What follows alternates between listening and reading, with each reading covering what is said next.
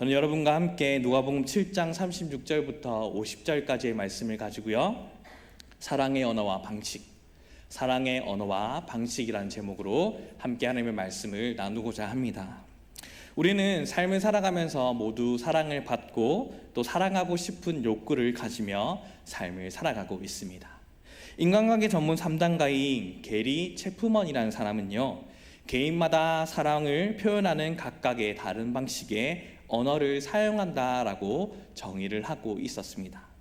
전혀 다른 사랑의 언어로 소통하는 연인이라면 아무리 자신은 표현했다고 해도 다른 언어를 사용하는 상대방에게는 와닿지 않을 수 있기 때문에 자신의 생각으로 5가지의 언어를 가지고 연인 사이뿐만 아니라 모든 인간관계에 적용되는 유형을 5가지로 나누어 설명했던 사람이 바로 게리 체프먼이라는 사람입니다. 지금 책의 표지를 한번 보여주실 수 있을까요?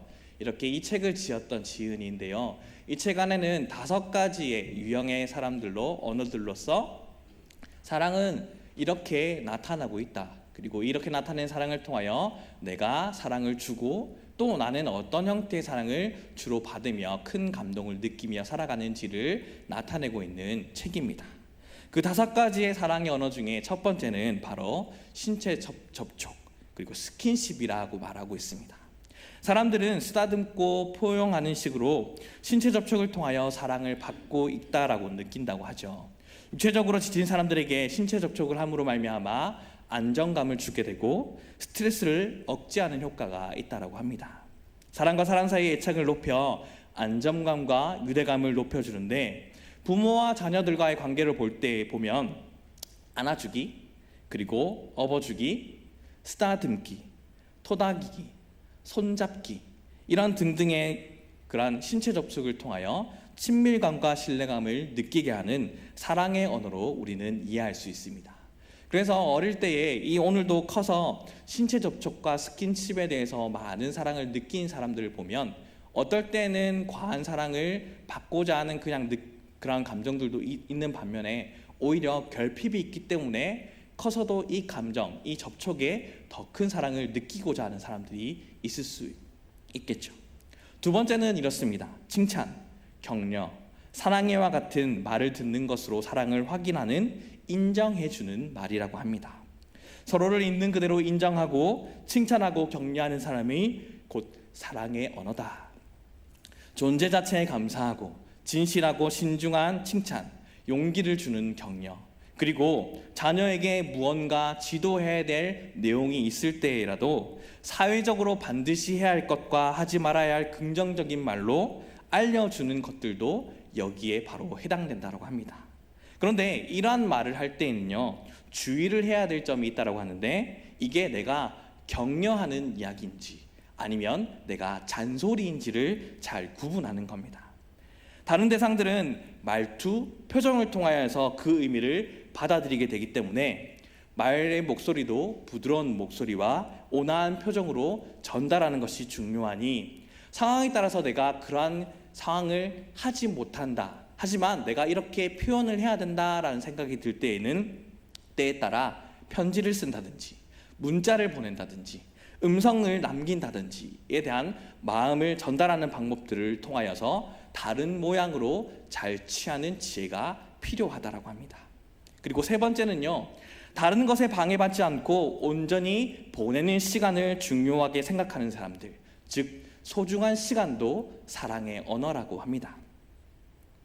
예컨대 사람들은 자신과 함께 있을 때에 상대방과 함께 이야기하고 함께 있다라는 것을 느끼려 할 때에 서로의 눈을 마주보고 함께 소통할 때에 함께 소중한 시간을 보내구나라는 생각을 느끼겠죠. 그런데 요즘은 어떠합니까? 너무나 부모님들이 바쁘고 너무나 우리는 핸드폰에 빠져 있어서 내가 부모와 자녀에게 또 이야기를 하지만 나는 핸드폰을 만지작거리면서 그래 듣고 있어, 그래 듣고 있어 라고 하며 그냥 나의 삶 가운데에 함께 있는 시간이 같은 공간에 있음에도 불구하고 함께 하지 못하는 시간들을 보낼 때가 얼마나 많이 있습니까? 이것은 사랑받지 않고 있다라는 느낌을 충분히 들게 합니다. 개인적으로 이런 행동들은 상대방에 대한 예의가 아닌 것도 맞지만 특히 이 부분에 더 사랑을 느끼는 사람에게는 연인이 되었든 함께하는 공동체가 되었든 소중한 시간을 위해 최선을 다하지 않는 그런 사람의 모습을 보게 되면 엄청 힘들어하고 그런 사람과는 전혀 만나고 싶어 하지 않을 겁니다. 네 번째는요, 상대방의 사려 깊음에서 사랑을 받고 있다라고 느껴지는 사람에게 해당되는데요, 바로 선물도 사랑의 언어라고 합니다. 선물은 그것이 무엇인가는 상관없이 상대방이 나를 생각하고 나를 위해 고민해서 골랐구나라는 것을 느껴짐으로 말미암아 그것을 느낌으로 받는 그 사랑의 언어가 너무나도 크다라는 것이죠. 요즘에는 고급 명품이나 고가에만 눈이 먼 사람들의 생각에 진정한 선물의 의미가 요즘 많이 가려지고 있는 것 같은데, 결국 그럼에도 불구하고 선물은 무엇이 되었든 그 사람을 진정 생각하는 마음에서 출발하고 그렇게 주고 받아야만 합니다. 자녀에게 선물을 줄 때도 마찬가지이죠. 어떠한 일의 대가로 주는 것인지 조건이 없이 주는 것인지를 분명하게 분별해야 할 줄 알아야 되고, 선물은 원하는 것 또 혹은 필요한 것은 무엇인지를 잘 살펴보고 주되 남용하지 않는 것이 좋다라고 합니다. 마지막으로 다섯 번째는요, 행동하는 행동, 봉사, 그것이 사랑의 언어다라고 말하고 있습니다. 평소에 상대방이 어떠한 행동을 해줄 때에 이 사람이 나를 편하게 생각하고 나를 사랑해주고 있는지를 유심히 살펴보고 좋아하는 행동을 해주되 말이 아닌 직접적인 행동으로 보여주는 사랑의 표현 말입니다. 상대방의 일을 도와준다거나 부탁받은 일을 잘 처리해주는 것처럼 봉사하고 헌신하는 행동에서 사랑받고 있다고 느끼는 사람들의 언어라고 합니다. 하루를 마치면서 자녀들에게 아주 간단하게라도 마사지를 해주거나 맛있는 음식을 자발적으로 내가 직접 만들어 가족들에게 선보이거나, 설거지하고 쓰레기 버리는 일들도 서로 일을 분담하여서 내일 하면서 그냥 나누어지는 것이 아니라 진정 상대방에서 우러나는 마음으로 하는 행동을 통하여서 헌신의 가치와 책임감 등이 길러지게 되고 그 모습을 통하여 함께 사랑을 느끼게 되는 것이죠. 그러니 우리 가족 공동체의 모습 속에서도 우리 곰곰이 한번 잘 생각해 보아야만 합니다. 옛적에 제가 어릴 때만 커더라도 자발적인 마음으로서 누가 이것 할래? 누가 저거 할래? 라고 물어볼 때에 제가 할게요 라는 마음을 통하여서 그렇게 자발적으로 하는 행동을 통하여 가정의 교육이 통하여 사랑이라는 공동체 속에, 가정이라는 공동체 속에 교육이 점점 되어 왔는데, 어느 때부터인지 합리적인 생각이 우리 앞에 우선적이 돼서 내가 맡은 일, 너가 맡은 일 분담하여 가족 안에서도 우리가 맡은 일을 최선을 다하며 그것으로 사랑이다라고 착각해버리는 것이 우리 가족 공동체의 모습은 아닙니까? 어찌되었든 대부분의 사람들이 이 5가지 언어를 골고루 사용하고 느끼지만 자신에게 유독 크게 영향을 끼치는 언어가 있다고 합니다. 여러분은 이 5가지 언어 중에 어떤 언어를 주로 사용하고 계십니까? 또 어떤 언어에서 사랑을 받고 있다라고 느끼고 살고 계십니까? 오늘 본문에서도요, 우리는 참으로 아름다운 사랑의 방식, 사랑의 언어를 살펴볼 수 있습니다. 그런데 이 사랑을 보이고 있는 사람은요, 모든 이들에게 손가락질을 받는 한 여자입니다. 어느 날 예수님께서 바리새인 시몬의 집에 초대를 받으셨습니다. 당시의 바리새인들은 율법을 잘 준수하고 경건하다라고 공인된 사람들이지만 시몬이 예수님을 초청한 것은요, 존경하기 때문은 아니었던 것 같습니다. 왜냐하면 당시 손님으로 오는 사람들이 올 때에 발을 씻겨주거나 적어도 발을 씻을 물을 내어주는 것이 보통인데, 이 바리새인 시몬은 예수님이 오셨을 때에 환영의 입맞춤도 하지 않았던 사람인 뿐더러 발 씻을 물도 드리지 않았던 사람으로 기록하고 있기 때문입니다. 그런데 많은 사람이 둘러앉아 있는 바로 그 식사 자리에 한 여인이 등장합니다. 여인은 항류가 담긴 옥합을 가지고 왔습니다. 그리고 예수님의 뒤로 다가와서 발 곁에서 울며 눈물로 예수님의 발을 적셨습니다. 그리고 자신의 머리털로 예수님의 발을 닦고 입을 맞추고 향유를 부었습니다. 그때 시몬이 어떤 반응을 보였습니까? 오늘 본문 39절의 말씀을 보면 예수를 청한 바리새인이 그것을 보고 마음에 이르되 이 사람이 만일 선지자라면 자기를 만지는 이 여자가 누구며 어떠한 자 곧 죄인인 줄을 알았으리라 하거늘이라고 기록하고 있습니다. 이 말은 무엇입니까?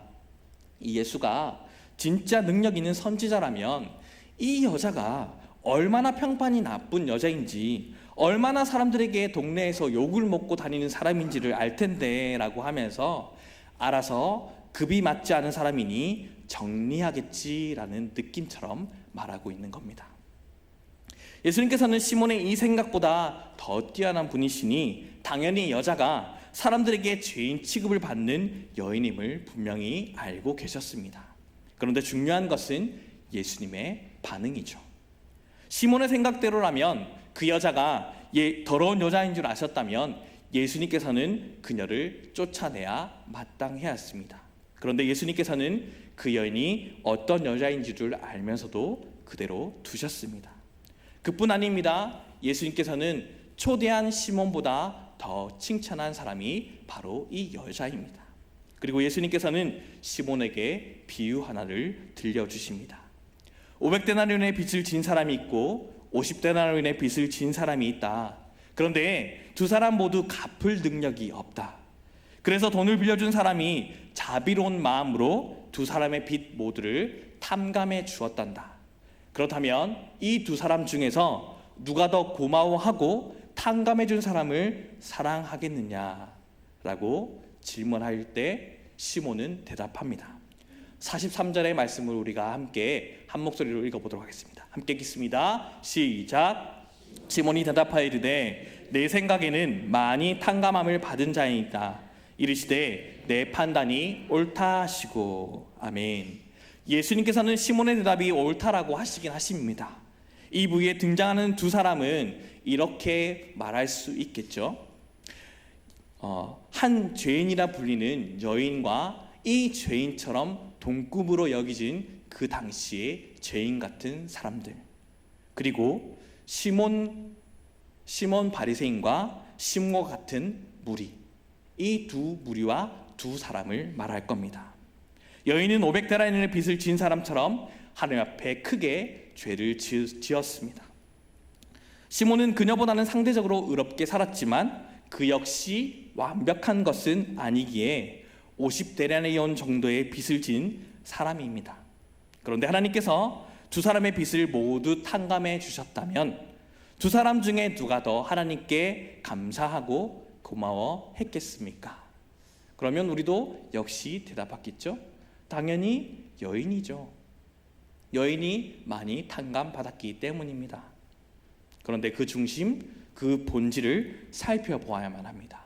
앞서 얘기했듯이 이 두 사람은, 이 두 모형은 어떻다라고 했습니까?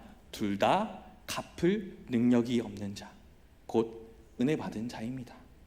곰곰이 내면을 살펴보면 시몬의 마음은 이렇습니다. 난 그래도 저 여자보다 더 낫겠지라고 생각하며 그 마음 가운데 탕감받은 은혜는 전혀 없고 고마운 마음은 전혀 없는 겁니다. 그는 자신이 여인보다 의롭기 때문에 용서받을 자격이 있다라고 생각합니다. 그러나 여인은 다릅니다. 어떻게 표현합니까? 예수님, 저는 죄인입니다. 저 같은 죄인을 용서해 주시다니 내 생명 다 바쳐도 아깝지 않습니다.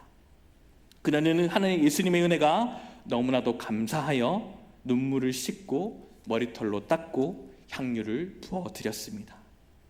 예수님께서 여인을 칭찬하신 이유는 한마디로 말하면 그녀가 사랑을 아는 사람이기 때문입니다. 그녀는 사랑받는 감격을 압니다. 그 경험과 감각이 살아 있습니다. 그래서 그녀는 사랑하는 기쁨도 압니다. 그러기에 예수님께서 부어드리는 향유도 아깝지 않습니다. 많은 사람들이 보는 앞에서 눈물을 흘리고 발에 입을 맞추어도 부끄럽지 않습니다. 이것이 그녀가 예수님을 사랑하는 방식이었고 예수님께서는 그것을 기쁘게 받으셨던 겁니다. 게다가 예수님께서는 그녀를 칭찬할 수밖에 없는 이유가 또 따로 있습니다. 왜냐하면 예수님 그 자체가 사랑이기에 예수님 역시도 사랑을 아시는 분이기 때문입니다. 예수님도 보통 사람들이 보면 도저히 이해할 수 없는 사랑을 하신 분입니다. 예수님이 이해할 수 없는 독특한 사랑이자 사랑의 방식, 사랑의 언어는 무엇입니까? 바로 십자가의 사랑이죠. 예수님께서는 하늘 보좌를 버리시고 세상에 오셨고, 죄 없는 분이 세상의 가장 악한 죄인들을 위해 매달리는 십자가에 못 박혀 죽으신 분이십니다. 지금도 묻습니다. 예수가 누군데? 왜 그랬는데? 대답할 수 있어야 됩니다. 내가 지은 죄를 대신해서 짊어지시고 내가 받아야 될 형벌을 대신해서 받기 위해서 오신 분이 예수 그리스도다. 사람들이 다시 물을 겁니다.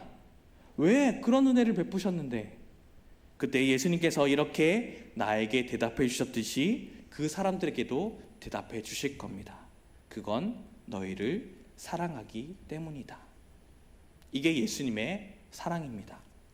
아무런 자격이 없는 나를 위해 예수님께서는 십자가를 지고 죽으셨습니다. 그것은 나를 향한 예수님의 사랑의 방식이자 나를 향한 예수님의 사랑의 언어이죠. 그러나 사람들이 이런 예수님의 사랑을 제대로 이해하고 있습니까?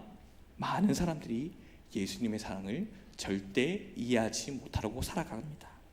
어떤 이들은 그런 사랑 필요 없어. 어떤 이들은 그 사랑 받고 싶지만 가만히 생각해 보니 그냥 그 사랑 안 받을게. 나는 괜찮아. 예수님 당시의 바리새인이 그런 사람들입니다.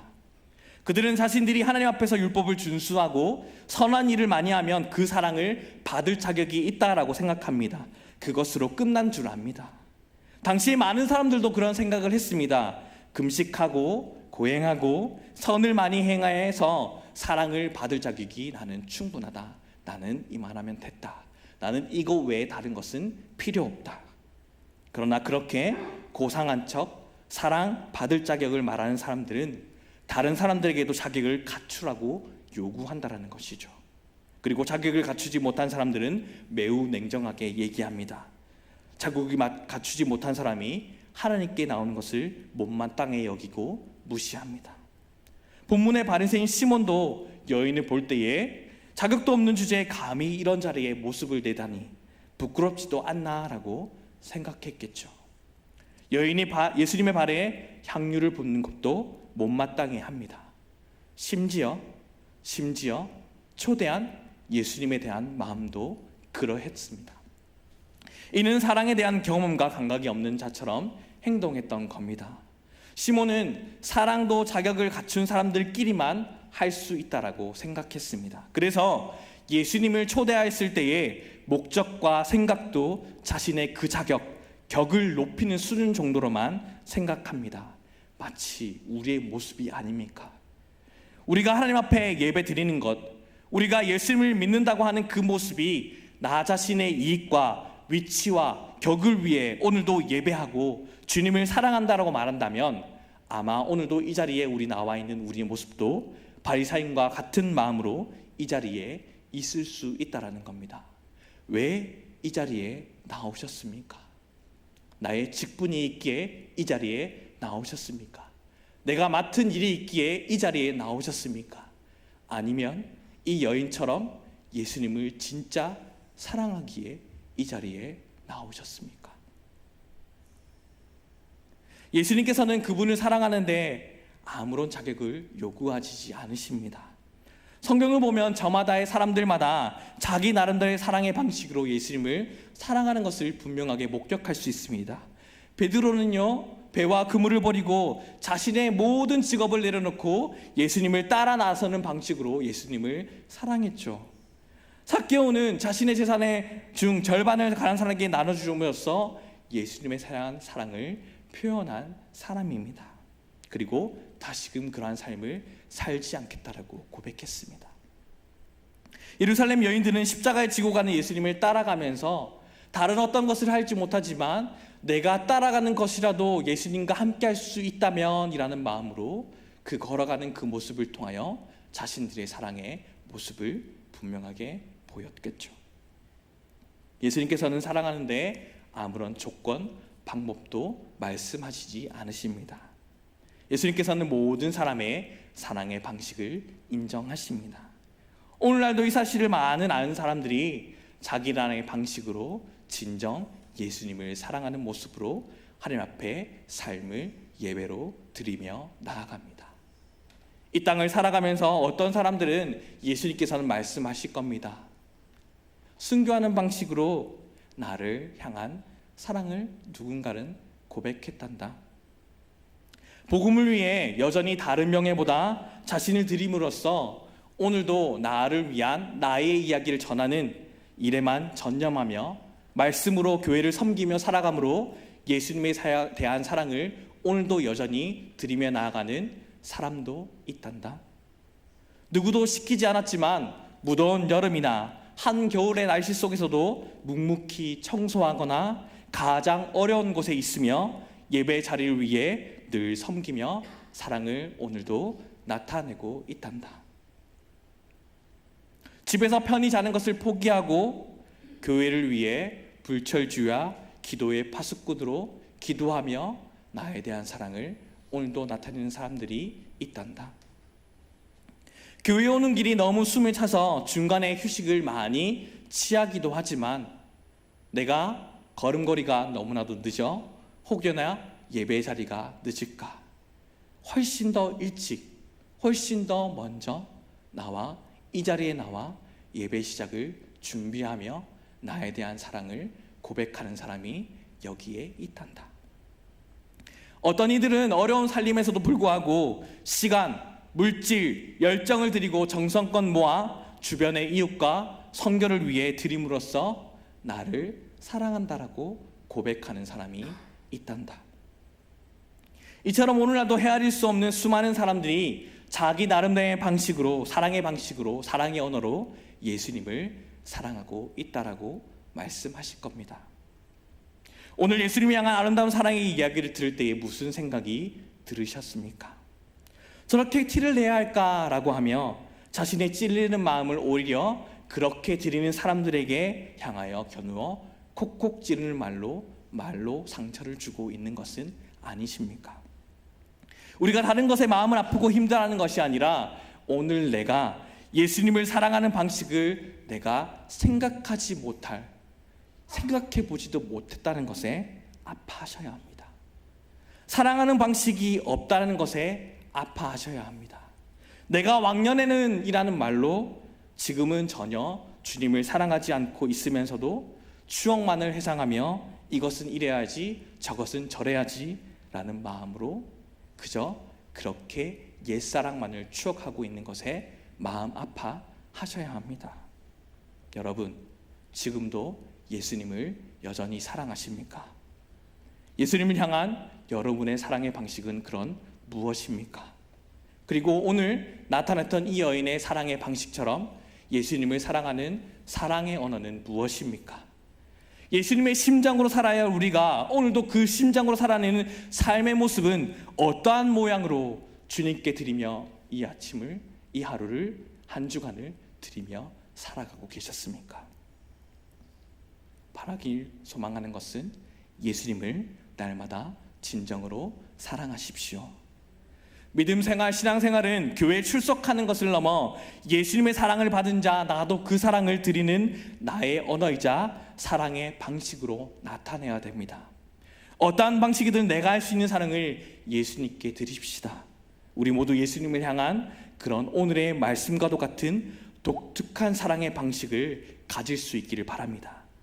훗날 그래서 주님 만났을 때에 내가 나를 사랑하느냐라고 물으신다면 오늘의 여인은 이렇게 고백하였겠죠. 그때 주님께 드렸습니다. 예수님의 발에 회개의 눈물을 드렸고요.